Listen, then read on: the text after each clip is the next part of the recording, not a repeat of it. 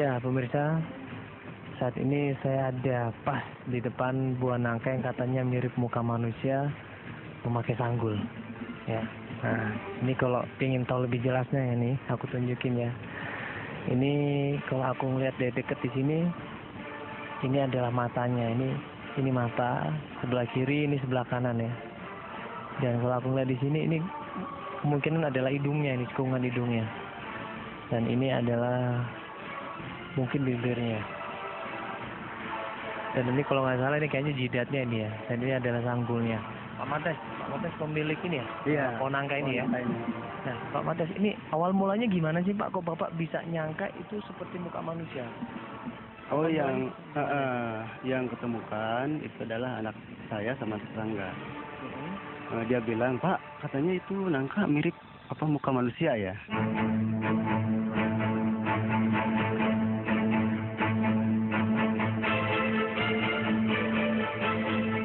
Pohon nangka unik tadi awalnya hampir dijual Mates kepada seseorang yang tertarik ingin membelinya. Namun entah kenapa seperti ada yang menghalangi niatnya tadi. Benar saja, tak lama kemudian putra Mates menemukan nangka berbentuk aneh yang berasal dari pohon nangka tersebut. Saya dulu ya waktu ke pasar, udah pernah bertemu sama orang pemborongnya gitu. Perasaan kita gitu ya, enggak itu. Padahal kita udah berhadapan sama pemborongnya, mau kita jual, tapi kita nggak berani mengatakannya sama pemborong itu. Terus akan-akan ada yang menghalangi gitu lah ya. Lalu tersebar berita, ya ramai lah sampai sekarang, alhamdulillah. Sampai dari Bekasi, Kerawang, Jakarta masih tidak ada. Ya, ini saya lagi eksperimen dengan air, jadi tanpa tanah. Ini seperti ini. Ini aquaponik. Aquaponik, jadi ini nggak pakai tanah. Ini pisang nggak pakai tanah. Ini aja nih batu-batu ini. Batu, ya. Itu buah naga.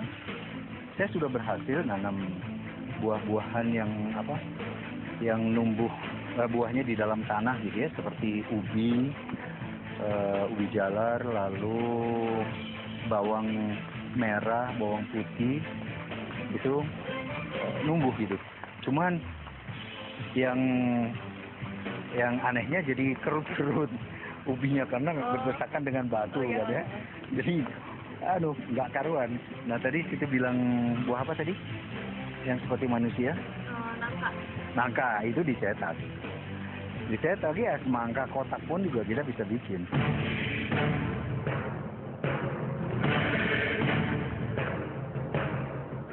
Dari pohon nangka itu pula mengalir kisah lain tentang kehadiran Nyimas Gandasari. Sebuah kisah yang dipercaya dan mengalirkan banyak versi di masyarakat sana. Sebenarnya siapa sosok Nyimas yang dimaksud ini?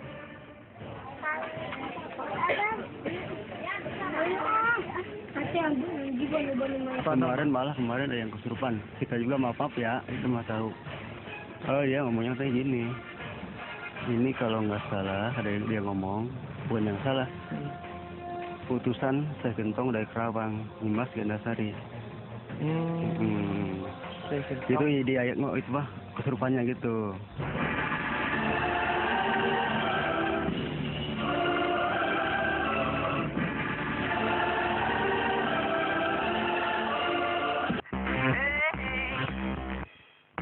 Dari daratan Cina, buah yang tidak kalah uniknya juga menghebohkan dunia. Buah tersebut adalah buah pir yang berbentuk bayi Buddha. Konon buah pir tersebut berhasil dibudidayakan oleh seorang petani di sebuah desa di Cina. Benarkah buah yang bentuknya unik tersebut merupakan rekayasa genetik yang sengaja dilakukan petani tersebut pada buah pir? Pemirsa, inilah fakta unik.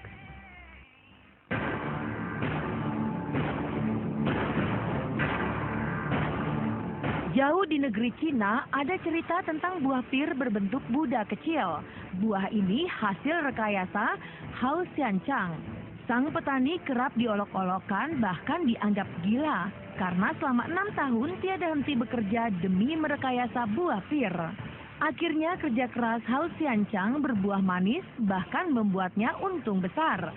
Karena satu buah pir miliknya dibanderol dengan harga sekitar Rp70.000.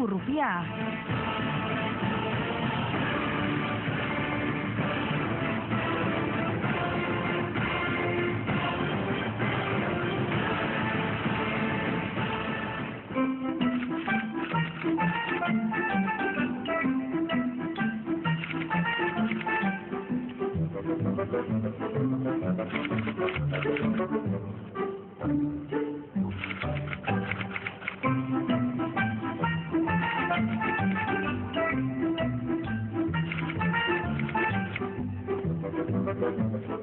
刻的是，就是说，人家就说我神经病，就是说你异想天开，水果能当人参果是不可能的，你还是不要这样浪费时间，花费钱财啊。 Jadi pada saat pertumbuhan itu dimasukkan di dalam cetakan-cetakan. Ada buah apa seperti terong, tapi berbentuk manusia gitu, Om. Bisa aja.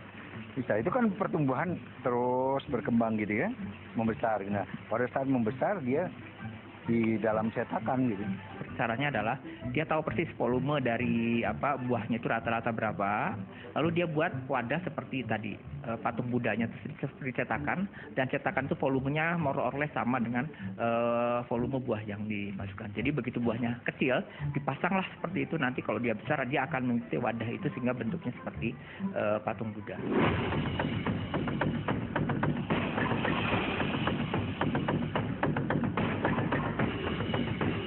Masih di Cina, selain buah pir tadi, ada pula cerita tentang ubi berbentuk wajah manusia. Bagaimana mungkin tumbuhan umbi-umbian itu bisa menyerupai sosok manusia?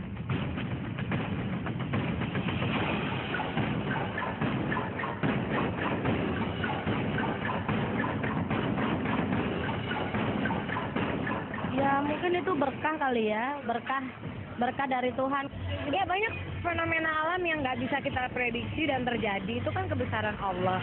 Bisa menciptakan matahari, bulan, apa kan semua juga Allah yang menciptakan. Jadi tidak ada satu hal yang mustahil gitu, tidak ada satu hal yang tidak mungkin terjadi kalau memang Allah sudah berkehendak.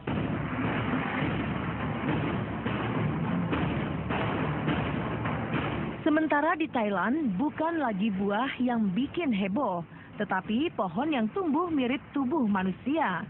Pohon ini bernama narepol, berasal dari kata nare yang bermakna perempuan. Karena itulah pohon narepol terlihat seperti perempuan, lengkap dengan lekuk pinggul hingga kaki ramping layaknya kaki kaum Hawa.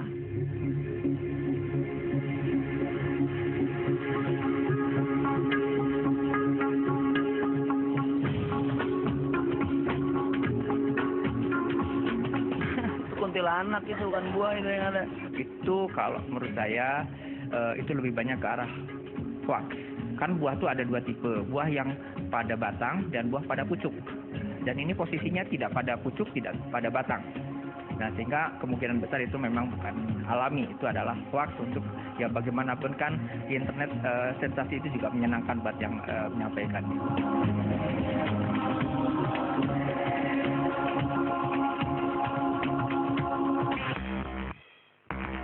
Fenomena buah berbentuk unik dan misterius kian mencuat. Selain buah nangka dan buah pir berbentuk unik, masih ada beberapa buah lain yang juga mempunyai penampakan yang unik. Bagaimanakah ini bisa terjadi? Benarkah ini kecanggihan teknologi atau justru rekayasa belaka? Pemirsa, inilah fakta unik.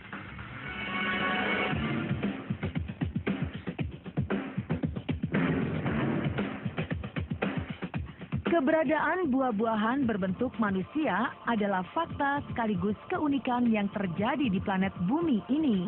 Seperti keberadaan buah mangga yang satu ini, yaitu mangga dari Kolaka yang berbentuk seperti wajah manusia.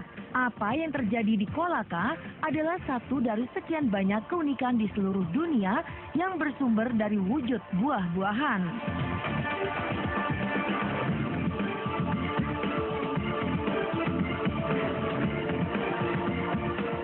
Berbentuk wajah manusia mungkin kebetulan aja ya. Of course it's weird.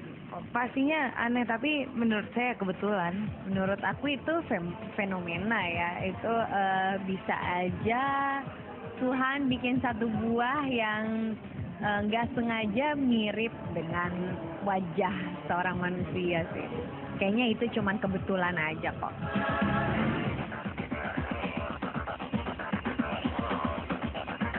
Ada apa gerangan hingga di bumi ini bermunculan buah-buah berwujud rupa manusia? Apapun itu, ini adalah fakta penuh keunikan yang kadang irasional dan tidak masuk logika. Lantas, apa kata publik tentang hal ini? Benarkah ini layak disebut fenomena? Kadang-kadang kan ada bentuk-bentuk dari apa ya, dari buah atau dari apa yang memang sebenarnya sih imajinasi kita bilang oh ini mirip manusia atau apa, walaupun nggak sempurna mirip manusia gitu ya kan, kadang-kadang hanya nyerempet-nyerempet dikit dibilang mirip. Jadi ya sah-sah aja sih, ada yang bilang ini fenomena atau ada yang bilang enggak kok ini biasa aja gitu. Jadi tergantung yang lihat. Serem sih, percaya nggak percaya sih kayak gitu kan emang ada gitu. Ya mungkin ini kali ya, itu keajaiban Tuhan kali. Itu tidak pasti. Kembali lagi kita kan percaya bahwa adanya Tuhan ya, dan kita masing-masing punya agama masing-masing dan punya kepercayaan masing-masing, jadi jangan terlalu gampang untuk percaya dengan hal seperti itu gitu. Itu bisa jadi suatu kebetulan yang disalahgunakan oleh oknum-oknum tertentu buat cari sensasi. Pada akhirnya, apapun yang terjadi di dunia ini, semua adalah kehendak Tuhan. Seperti cerita buah nangka jonggol yang belakangan mengucurkan rejeki hingga hasilnya bisa digunakan untuk merehab masjid. Begitulah adanya realita yang bersanding dengan segala tanya dan kadang keraguan-raguan. Namun jika Tuhan sudah berkehendak, maka apa yang tidak mungkin akan menjadi mungkin. Sebab tiada yang tercipta di dunia ini tanpa adanya campur tangan Sang Ilahi. Ini keajaiban Allah. Keajaiban Allah. Ya. Kita jangan buka pikiran yang lain-lain gitu lah. Keajaiban Allah. Emang dulu kita berdoa sebelum puasa mungkin ya. Berdoa kepada Allah, meminta, ya Allah, gimana caranya gitu ya, saya ini punya musola agak sedikit jelek gitu ya, ingin merehab musola. Oh, Bapak punya keinginan? Awalnya ya begitu. Merehab musola sebelah sana. Oh gitu. Terus kata kita dari mana jalannya, Allah itu maha segala-galanya. Alhamdulillah syariatnya dengan ada nangka ini jadi banyak pengunjung.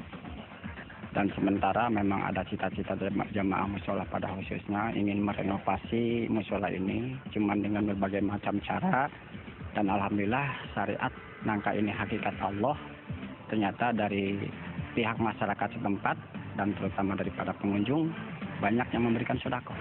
Fenomena alam zaman sekarang itu kita dikasih lihat banyak, disuruh mikir sebenarnya, suruh mikir bahwa Allah kasih ciptaan itu dan Allah maha besar ciptaannya segala macam bentuk. Kalau dia punya akal, dia pasti mikir bahwa dia harus semakin dekat, harus semakin cinta sama Allah, bukan semakin jauh. Subhanallah banget gitu ya, berarti itu emang keajaiban Tuhan, dan mungkin itu emang bukan kebetulan juga, jadi emang mungkin ya Allah juga emang nunjukin ke kita gitu betapa Allah tuh memang maha kuasa.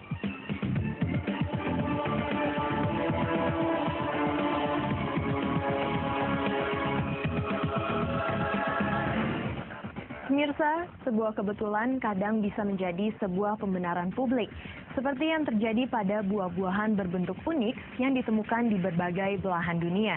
Ada yang memang merupakan rekayasa murni, namun ada pula yang hanya kebetulan atau hanya visualisasi yang dipersepsi menyerupai sesuatu oleh manusia yang melihatnya. Apapun faktanya, semua keunikan yang ada seharusnya memperkaya pengalaman serta pengetahuan manusia yang melihatnya.